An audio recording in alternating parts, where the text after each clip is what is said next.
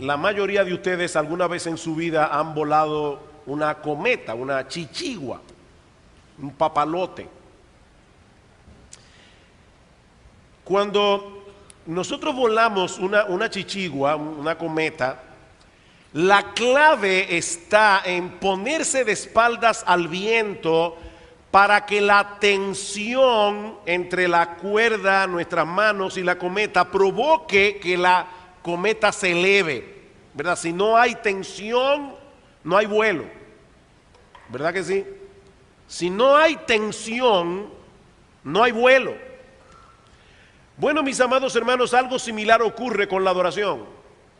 Sobre todo la adoración en el culto congregacional, como decíamos el domingo pasado en la tarde. Si nosotros queremos adorar a Dios como Él merece ser adorado, la iglesia debe aprender a manejar ciertas tensiones. Las tensiones que se producen cuando tratamos de adorar a Dios como Él merece ser adorado. Mis amados hermanos, si no sabemos manejar esas tensiones de la adoración, tarde o temprano seremos arrastrados a muchos de los extremos a los que muchas iglesias de nuestra generación ya han sido arrastradas. Por ejemplo, la tensión entre la solemnidad y el gozo, la solemnidad y la alegría. El salmista nos dice en el Salmo capítulo 2, versículo 11, que nosotros debemos servir a Jehová con temor y que debemos alegrarnos con temblor. Debemos servir a Jehová con temor, debemos alegrarnos con temblor. Ese es el balance que nosotros encontramos a través de toda la Escritura. Nuestros cultos congregacionales no pueden ser un jolgorio, pero tampoco deben ser un funeral. ¿Qué deben ser nuestros cultos congregacionales? Bueno, el Antiguo Testamento usa una expresión que es perfecta para poder describir lo que es un culto de adoración. El Antiguo Testamento le llama fiesta solemne. ¿Qué hemos venido a hacer aquí? Hemos venido a celebrarle a Dios una fiesta solemne, un culto donde la festividad, la alegría, el gozo no oscurezca la solemnidad, pero donde la solemnidad no termine matando el gozo. Esa es la tensión. Dios debe ser adorado con reverencia, pero Dios debe ser adorado con alegría. Y precisamente por eso, como iglesia también debemos aprender a manejar la tensión entre el intelecto y las emociones, entre las verdades que conocemos, las verdades que proclamamos y la reacción emocional, nuestra respuesta emocional a esas verdades en las que creemos. El Señor dice en Juan capítulo 4 versículo 24 que el Padre debe ser adorado en espíritu y debe ser adorado en verdad. Y mis amados hermanos, la verdad solo se entiende con la cabeza. La verdad solo se entiende con la cabeza. Ahora debemos insistir en que la ortodoxia sin emoción revela una comprensión inadecuada de la verdad. La adoración que agrada a Dios, la adoración que edifica a su pueblo tiene doctrina y entusiasmo, entendimiento y celo, pensamientos y emociones. Esa es otra de las tensiones que nosotros tenemos que aprender a manejar.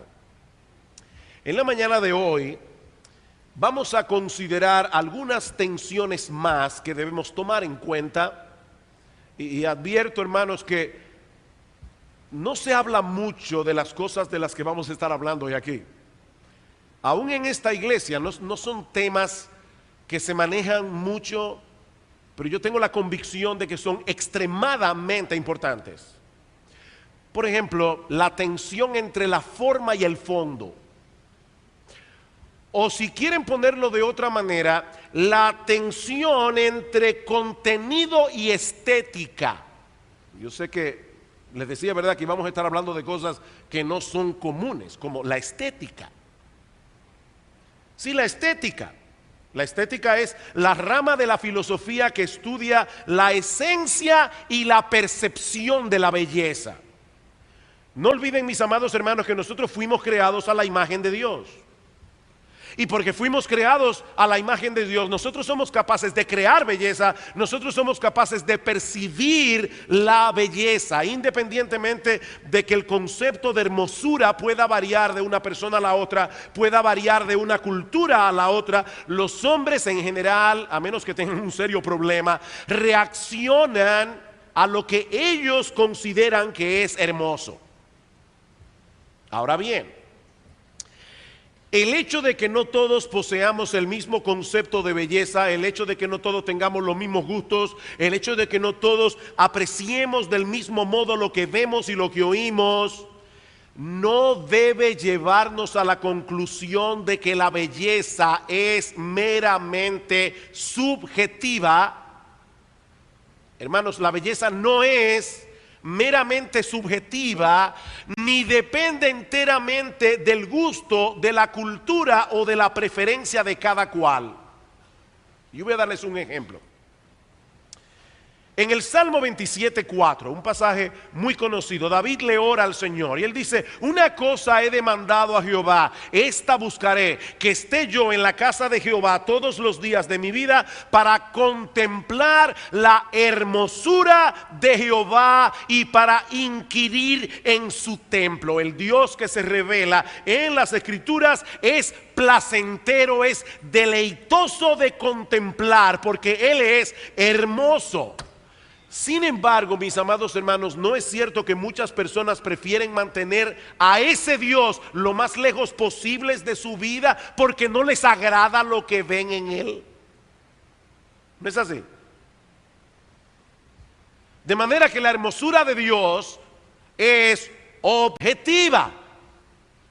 Eso quiere decir que Él es hermoso, aunque muchos hombres no lo puedan apreciar, porque hay gente que tiene mal gusto. O sea, el hecho de que mucha gente no puede apreciar a Dios es una evidencia palpable, mis amados hermanos, de que hay mucha gente que tiene mal gusto. El pecado dañó en cierta medida nuestro aprecio por la verdadera belleza.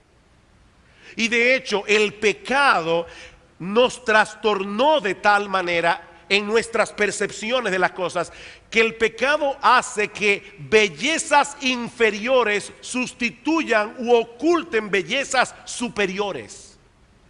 Por ejemplo, un hombre incrédulo puede apreciar y de hecho la aprecia, la excelencia de una obra artística, y él es incrédulo, pero él no le da gloria a aquel que le dio al artista la capacidad de hacer una obra hermosa.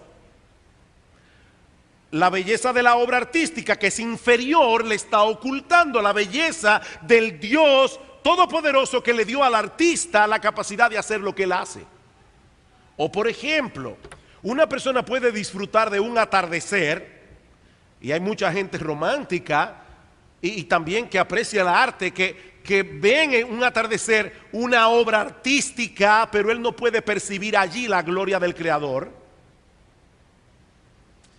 En otras palabras, el hombre en su pecado es capaz de apreciar cierto tipo de belleza, pero hay otra belleza detrás infinitamente superior que él no puede ver. Recuerden lo que dice Pablo en 2 Corintios capítulo 4 versículo 3. Si nuestro evangelio está encubierto, entre los que se pierden está encubierto, en los cuales el Dios de este siglo cegó el entendimiento de los incrédulos, para que no les resplandezca la luz del evangelio de la gloria de Cristo, que es la imagen de Dios. Nuestro Señor es hermoso, pero mucha gente no lo ve. Otra prueba de que hay gente que tiene mal gusto. La capacidad estética del pecador no funciona adecuadamente, está dañada. Uno de los efectos colaterales de la salvación es que produce en nosotros un cambio radical en la forma como percibimos las cosas, y eso nos permite tener una nueva apreciación de la belleza. Herbert Carson dice: un hombre puede haber disfrutado antes de la música o el arte o el paisaje, pero ahora que es creyente, él ve y escucha mucho más. Él está viendo la evidencia del Dios de hermosura obrando en el mundo. Los que me conocen y alguna vez me han visto manejando, saben que cuando yo voy solo en el carro, cuando voy con Gloria es diferente, porque a mí me gusta oír la música todo lo que da, pero cuando yo voy en el carro manejando, alguien pudiera pensar que yo estoy mal de la cabeza, porque a mí me es difícil oír la música y no quedarme pasivo. Eso es imposible. Pero una de las cosas que me ha pasado muchas veces oyendo buena música, también mucha gente aquí sabe que yo soy un fanático, verdaderamente fanático de Johann Sebastian Bach, y de hecho ya tengo en planes pedirle a él que me enseñe música cuando llegue al cielo, porque yo creo que Bach era creyente y él va a estar allí, así que si usted tiene la misma idea, póngase en fila, ya yo lo dije primero. Pero hermanos, cuando uno escucha la música de Johann Sebastian Bach en su complejidad y en su hermosura, uno se pregunta: ¿y cómo es posible que en la cabeza de un individuo haya podido caber una composición así? Pero ¿saben qué? Las composiciones de Johann Sebastian Bach, con toda su complejidad y con toda su hermosura, yo creo que es el músico más sublime que alguna vez ha existido. Es una gota minúscula de la capacidad artística de Dios. De manera que yo puedo escuchar a Johann Sebastian Bach y no quedarme simplemente diciendo: wow, qué genio, sino decir: wow, qué Dios, qué Dios. Cuando los ojos de nuestro entendimiento son abiertos en la regeneración, nosotros podemos apreciar esa belleza y esa gloria de nuestro Salvador y reaccionar admirados ante esa gloria. Esa es una parte esencial de nuestra adoración. Antes estábamos ciegos, como dice el himno de Sublime Gracia, pero ahora vemos, y lo que vemos de Cristo nos llena de un gozo inefable y glorioso, como dice Primera de Pedro capítulo 1 versículo 8. Pero, mis hermanos, el problema es que todos somos susceptibles de ser engañados y pensar que estamos respondiendo adecuadamente a la verdad de Dios revelada en su palabra, cuando lo que en realidad está ocurriendo allí es un mero disfrute por el estímulo intelectual y estético que nos brinda la presentación de la verdad, si es un buen predicador o un predicador efectivo, o la hermosura del acompañamiento instrumental de un himno. En otras palabras, lo que yo estoy diciendo, hermanos, y vuelvo y repito, esto es un tema que no se toca mucho en la iglesia, pero lo que yo estoy diciendo es que fácilmente podemos confundir una mera respuesta estética con la verdadera emoción que se produce en el corazón del creyente cuando sabe que se encuentra ante la presencia de un Dios lleno de gloria, lleno de majestad y lleno de hermosura. No hay que ser un creyente para ser movido por la hermosura de una puesta de sol. No hay que ser un cristiano para eso. No hay que ser un creyente. De hecho, hasta el más impío de los hombres puede sentir una profunda emoción escuchando el oratorio del Mesías de Handel. Esto simplemente evidencia el hecho de que el hombre fue creado con la capacidad de responder a la belleza, pero solo el creyente puede ir más allá de la mera apreciación artística al aprecio de una belleza infinitamente superior que es parte inherente de la verdadera adoración. Es por eso que al reunirnos como iglesia, mis amados hermanos, debemos evitar todo aquello que pueda llegar a ser un estorbo, un obstáculo, una distracción del propósito supremo por el cual nos hemos congregado aquí. Y la razón por la que nos hemos congregado aquí es adorar al único Dios vivo y verdadero, en espíritu y en verdad. Es por eso que Hasta la decoración del edificio debe ser simple. La decoración, la música que usamos como acompañamiento, porque de lo contrario pueden llegar a ser un gran obstáculo para la verdadera adoración.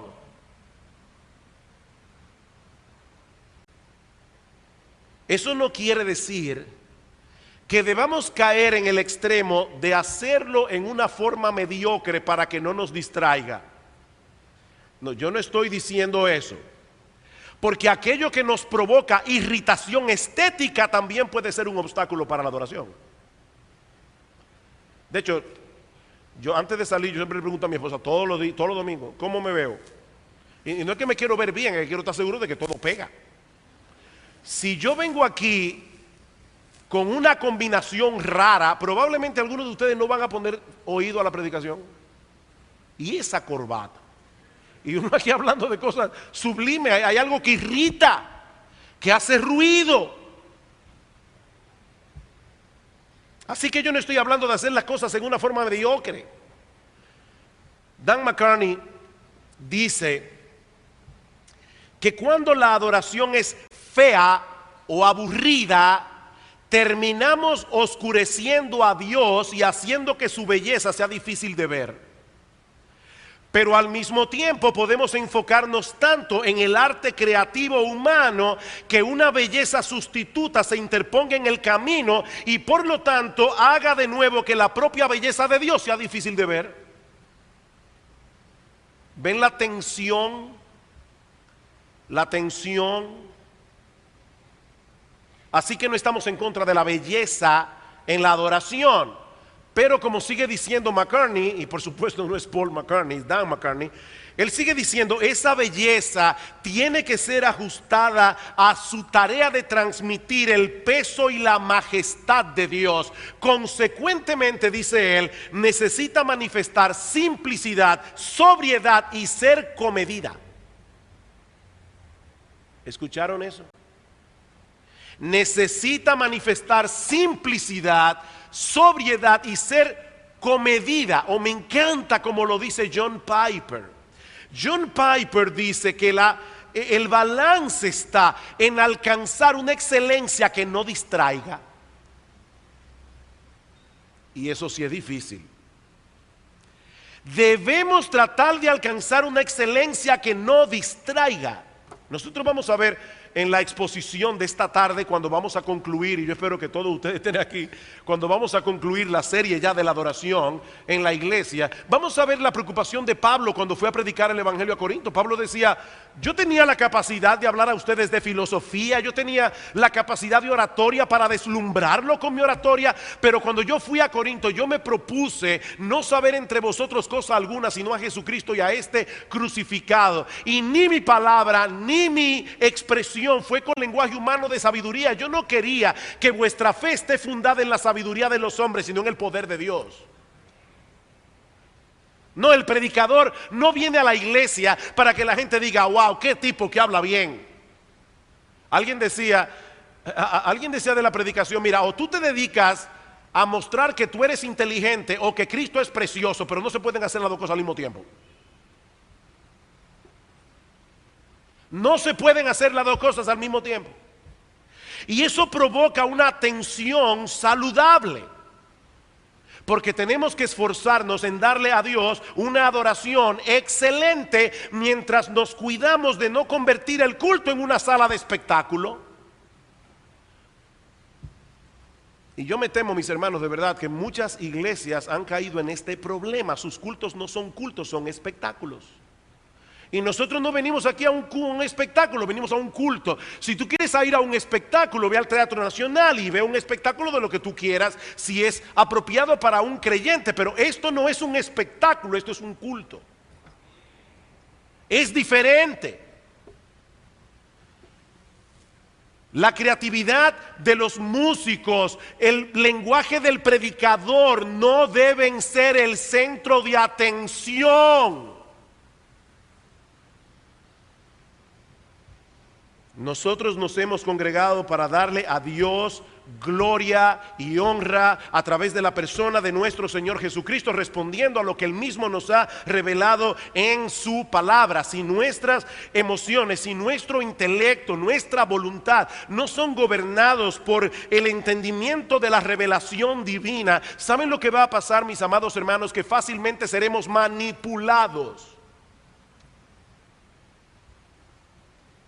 Y vamos a ser arrastrados a una falsa adoración.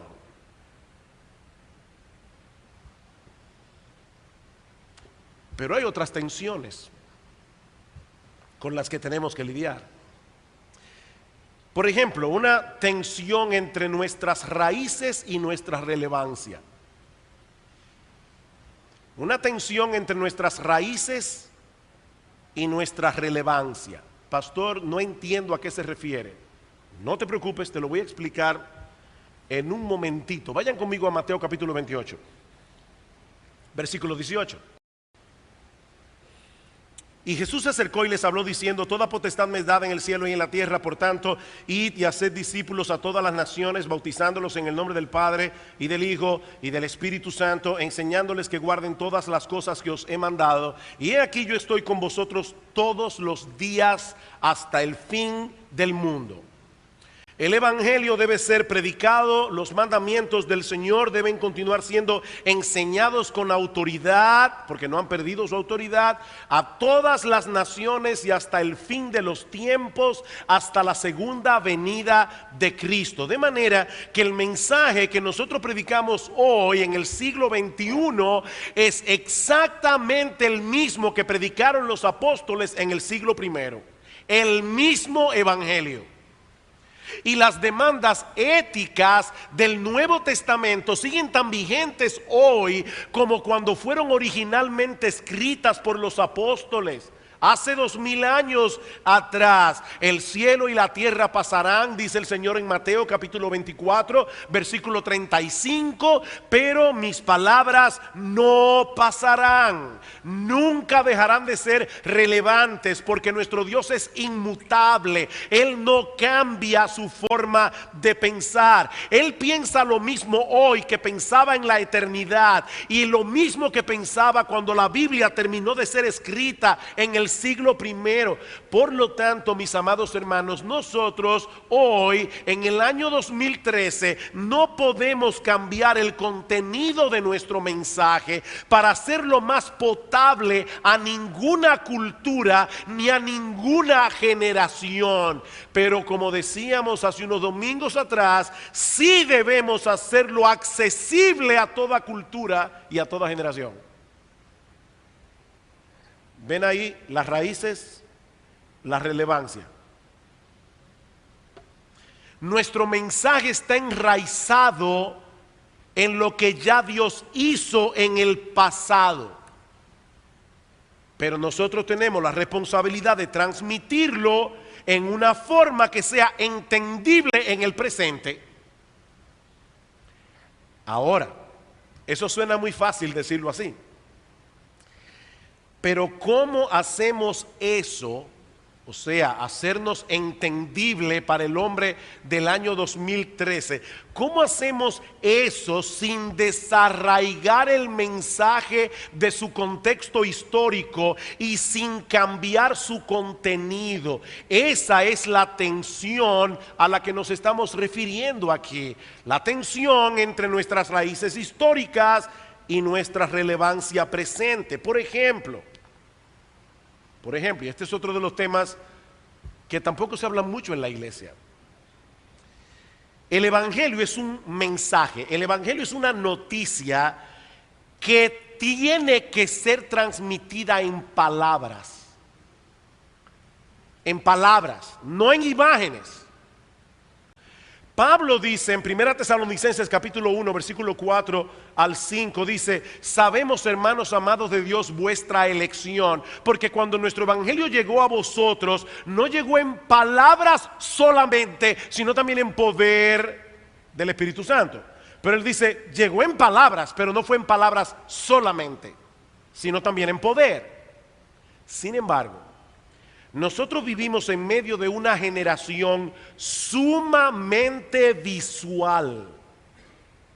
Una generación en donde las imágenes han tomado preeminencia por encima de las palabras y donde el lenguaje está siendo llevado a su mínima expresión.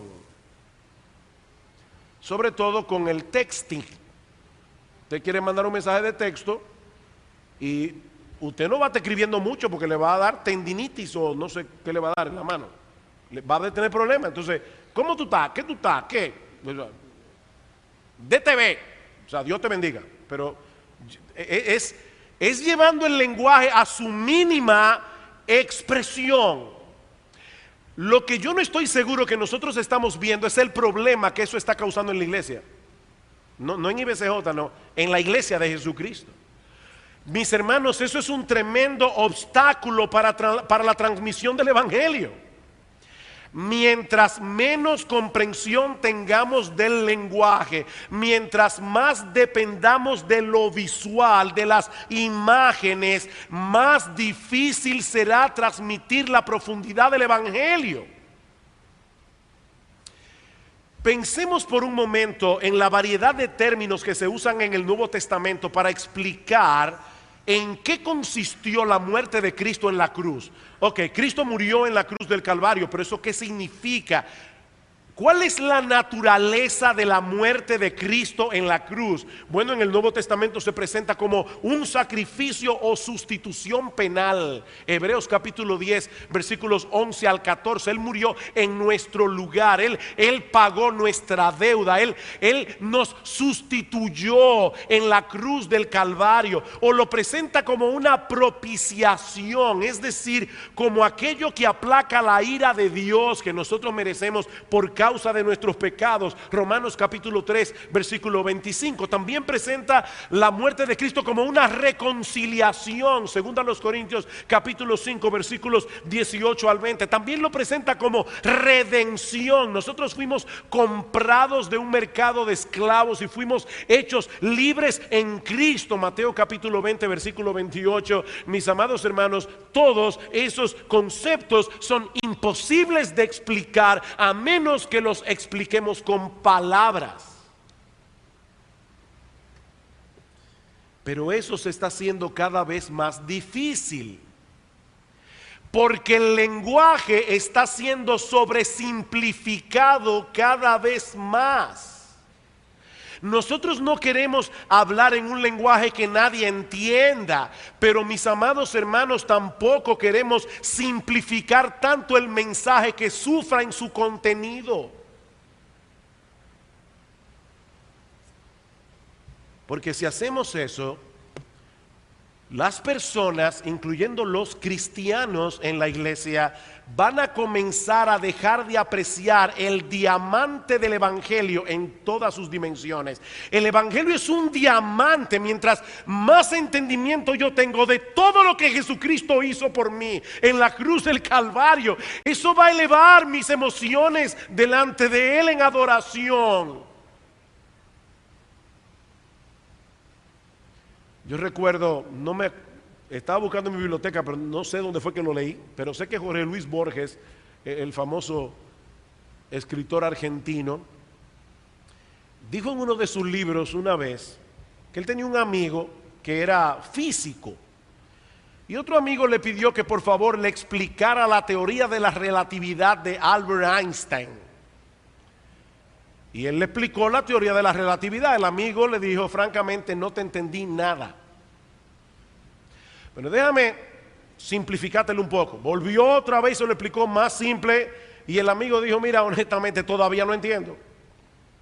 Ok, déjame explicártelo más simple todavía. El amigo dijo, ahora estoy comenzando a entender, pero no lo entiendo bien.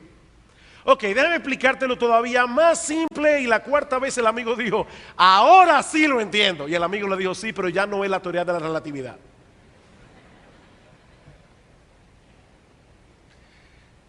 Yo me temo, mis amados hermanos, que en nuestro afán de ser relevantes para nuestra generación, nosotros estemos haciendo exactamente lo mismo con el evangelio. Y yo temo por la iglesia de Cristo. De verdad, hermanos, yo temo por la iglesia de Cristo. Y si a eso usted le añade lo que están cantando en muchas iglesias en el día de hoy, el problema es todavía 1000 veces peor. Os Guinness, un pensador cristiano, él dijo algo sumamente pertinente. Él dice, en nuestro afán por ir detrás de la relevancia, sin tener al mismo tiempo un compromiso con la fidelidad, no solo nos hemos convertido en infieles, sino también en irrelevantes. Hemos sido infieles al Señor y estamos siendo irrelevantes. Y él explica por qué. Dice, al esforzarnos en redefinirnos a nosotros mismos en formas que sean más atractivas para el mundo moderno, en vez de haberlo hecho en función de nuestra fidelidad a Cristo, no solo hemos perdido nuestra identidad, ya la iglesia hace tiempo en muchos lugares que dejó de ser iglesia. Hemos perdido nuestra identidad, pero también hemos perdido, dice él, nuestra autoridad y nuestra relevancia. Tenemos la necesidad urgente, dice Guinness, de ser fieles, pero también, de ser relevantes. Tenemos que ser fieles y tenemos que ser relevantes. Y esto genera una tensión que nos obliga a pensar con cuidado en el lenguaje que vamos a usar en nuestros cultos, en el tipo de música que vamos a usar en acompañar nuestros himnos, en los himnos que vamos a cantar, en el mensaje que predicamos. Nosotros debemos ser accesibles a los hombres de nuestra cultura, debemos ser accesibles a los hombres de nuestra generación, pero debemos predicar el mensaje con integridad.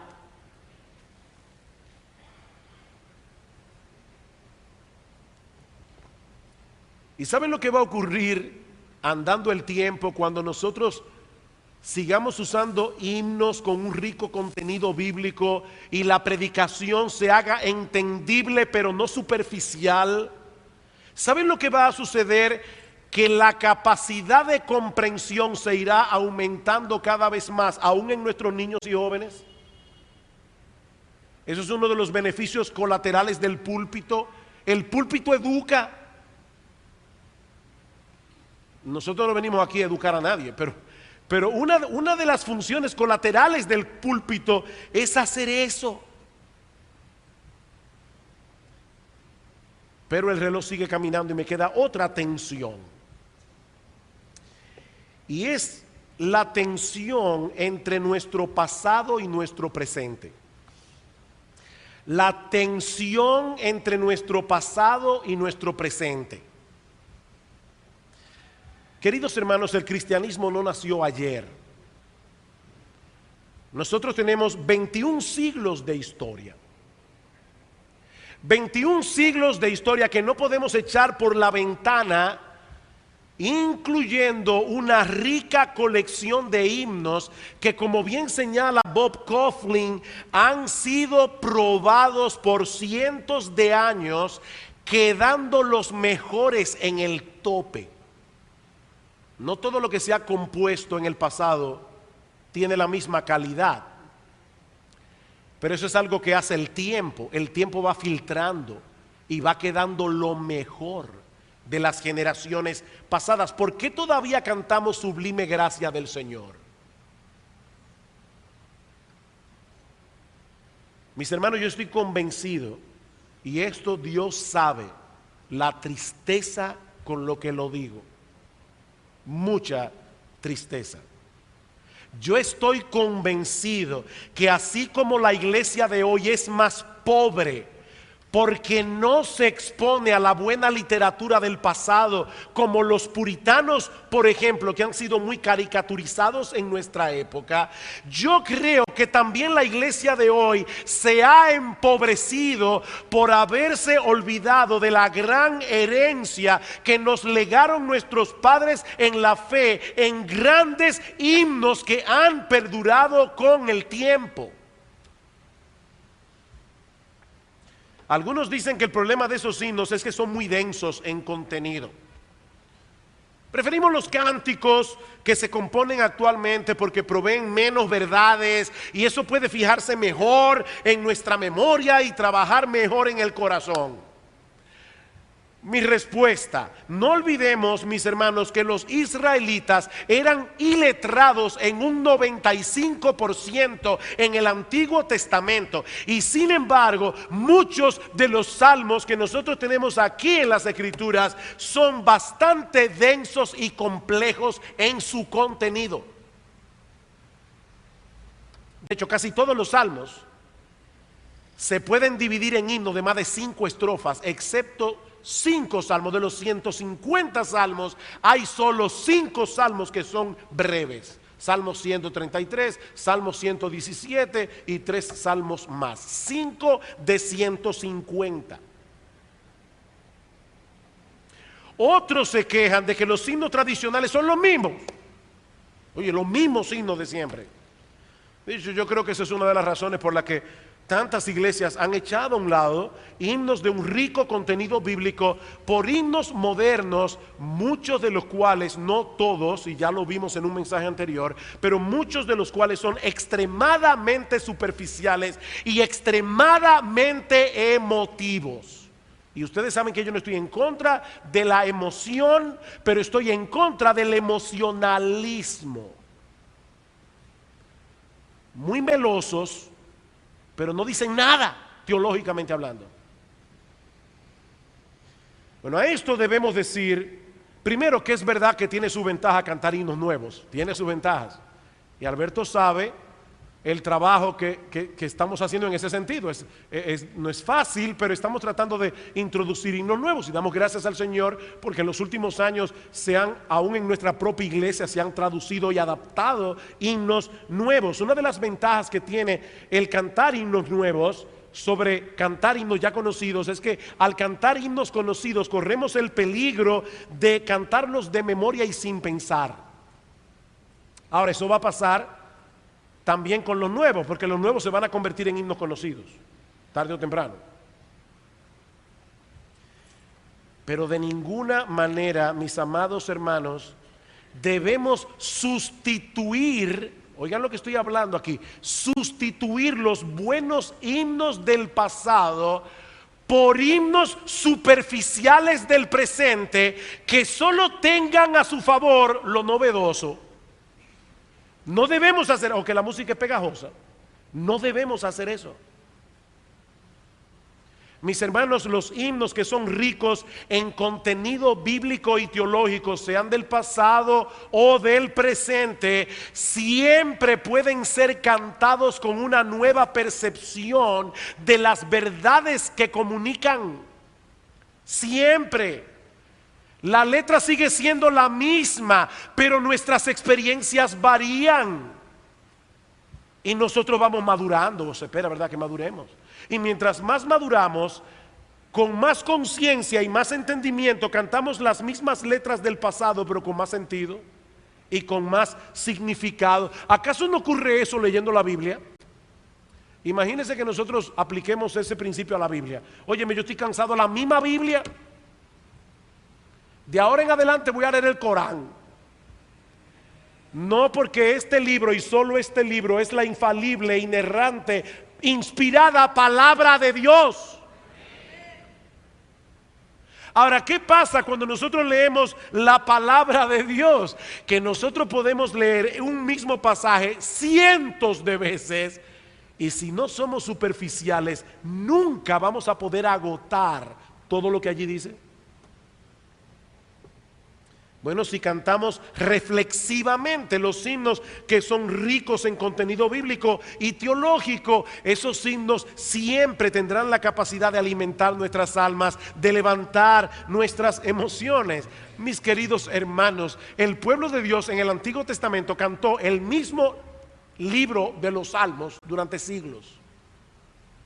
El mismo libro, el mismo himnario, por siglos. De hecho, la mayoría de los himnarios en el día de hoy tienen más himnos que los salmos. Los salmos son 150. ¿Cuántos himnos hay en Celebremos su Gloria? Unos 600. Y ese es uno de los himnarios que nosotros conocemos. Ahora bien, estamos diciendo con esto que debemos limitarnos a cantar himnos tradicionales. No, 1000 veces no. Yo no estoy diciendo eso. Así como el Espíritu Santo obró en el pasado, dándole dones y talentos a aquellos compositores que supieron expresar poéticamente las grandes verdades de las Escrituras, si nuestro Dios no ha cambiado y Él no ha cambiado, debemos suponer que el Espíritu Santo sigue haciendo esa misma obra en esta generación. No es la edad del himno lo que debemos tomar en cuenta a la hora de escoger lo que vamos a cantar en la iglesia. No es la edad, no es la antigüedad lo que lo hace santo o apropiado. Es el contenido de la letra, es lo apropiado de la música que lo acompaña. Dice Bryan Chapell,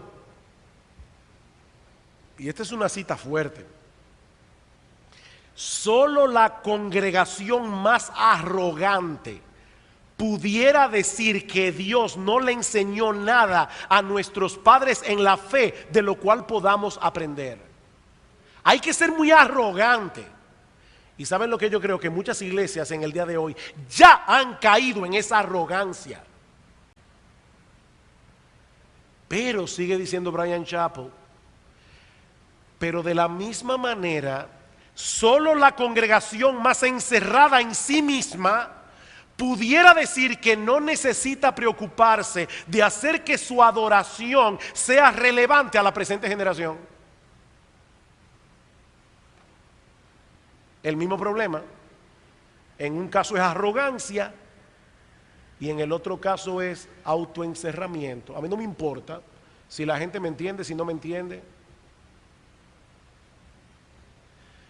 Bob Kauflin lo dice de esta manera: debemos entrenar a nuestra gente a través de un liderazgo sabio y fiel para que sea capaz de beneficiarse de la rica herencia del pasado, buscando al mismo tiempo la manera de comunicar las verdades eternas del Evangelio en formas que nuestra cultura pueda entender.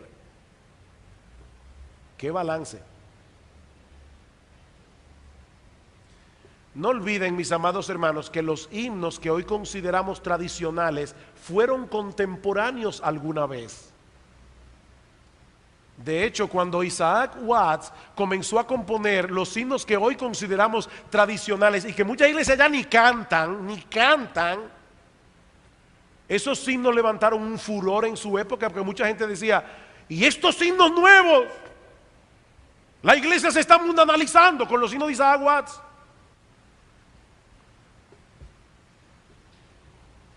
Fueron contemporáneos alguna vez, y muchos de ellos no fueron inmediatamente aceptados por toda la comunidad cristiana de la época. Pero debido a la calidad de su letra, debido a lo apropiado de su música, poco a poco esos signos fueron ganando aceptación y finalmente prevalecieron en la himnología del pueblo de Dios. Y lo que yo quisiera ver, mis amados hermanos, es que ese mismo proceso ocurra en nuestra época. Hay muchas cosas que se cantan en el día de hoy que yo espero que dentro de 15 años, 20 años, 25 años ya hayan sido olvidados para siempre. Hermanos, yo vuelvo y les repito, a mí me causa una profunda tristeza lo que se canta en muchas iglesias en el día de hoy. Pero debemos tener cuidado, no sea que arrojemos al niño de la bañera junto con el agua sucia. Porque hay muy buenos compositores en el día de hoy que están haciendo un buen trabajo para la gloria de Dios y para el beneficio de la iglesia. Hay una tensión. Ahora no olviden, hermanos, esa tensión es lo que eleva la chichigua. Hay una tensión entre la solemnidad y el gozo, entre el intelecto y las emociones, entre la forma y el fondo, entre nuestras raíces y nuestra relevancia actual entre nuestro pasado y nuestro presente. ¿Qué sería lo más sencillo para nosotros? Colocarnos en alguno de estos extremos. Eso es lo más sencillo. Pero nosotros como iglesia, y ahora sí me refiero a iglesia bíblica del Señor Jesucristo, los pastores de esta iglesia hemos decidido mantener la tensión. Independientemente de lo complejo que ese experimento o esa, no es un experimento, pero independientemente de lo complejo que esa tarea pueda resultar en ocasiones, porque es complejo, o aún sabiendo de antemano que no siempre vamos a lograr el balance, porque por causa de nuestro pecado remanente, mis hermanos, nosotros todavía tendemos a ser desbalanceados. Es una tendencia del ser humano y vamos a tener que estar haciendo ajustes aquí y allá. Pero nosotros, los pastores de iglesia bíblica del Señor Jesucristo, estamos dispuestos a asumir ese reto, pidiendo constantemente a Dios que nos dé sabiduría. Pero sobre todas las cosas, poniendo delante de nuestros ojos la belleza y la gloria de nuestro Salvador y lo extraordinariamente extraordinario de nuestra salvación. Miren, mis hermanos, nuestro afán por ser balanceados tampoco es un fin en sí mismo. O sea, no es que nosotros queremos decir, somos balanceados. No, porque eso sería orgullo. No, el ser balanceado no es un fin en sí mismo. Nuestro deseo es que el Evangelio de Cristo pueda ser claramente proclamado y Cristo sea debidamente exaltado en nuestros cultos congregacionales. Esa es la motivación que hay detrás. ¿Saben por qué? Porque es únicamente cuando el Evangelio es claramente proclamado, cuando Jesucristo es debidamente exaltado, que los creyentes son edificados en la fe y los pecadores son salvados por la gracia de Dios en Cristo. Esta tarde, si el Señor lo permite, vamos a concluir esta serie. Por ahora solo quiero pedir a Dios que el Señor bendiga y preserve esta iglesia hasta el día en que nosotros estemos en su santa y bendita presencia, adorando al que vive por los siglos de los siglos, sin interrupción, sin obstáculos, sin desbalance, sino perfectamente.